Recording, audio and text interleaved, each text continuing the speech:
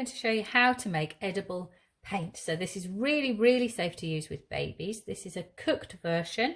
There are lots of different recipes, but this is one that I like to use and the results are really good. So the first thing you need is 2 parts water. So whatever container you're going to use, 2 parts of that. And again, depending on how much you want to make, choose a smaller or a bigger container. And added to that, I'm going to add very gently 1 part of plain flour and just start to mix it into the water. There it is. Now on a gentle heat, I'm going to heat up the mixture, and as I do, I'm going to whisk it together. So the flour needs to mix really, really well with the water, and as you're adding heat, that will start to thicken and create the paint. Now you might need to adjust the amount of water or the amount of flour just to get it to the consistency that you want. And once it's up to boiling point, which it will be in a moment, I'm going to mix it for a little bit longer and it will really start to thicken.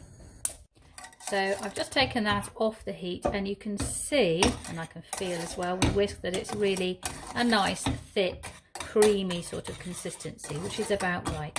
So I'm going to let that cool and then split it into 2 or 3 different containers, and then I'll show you how to add some colour. So I've now split the paint mixture into 2 little tubs, and I'm mixing in some food dye. Now you could use natural dyes, you could use things like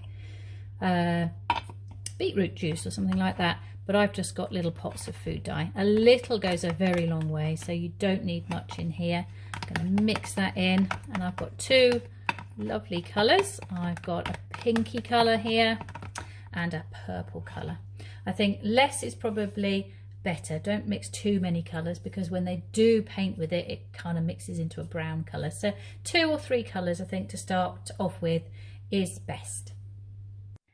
Now to use these lovely paints, first of all, prepare baby, cover baby in something appropriate, because this will be messy. Maybe tape a piece of paper down onto the tray of a high chair, and a little goes a long way, so you don't need a lot of paint to start with.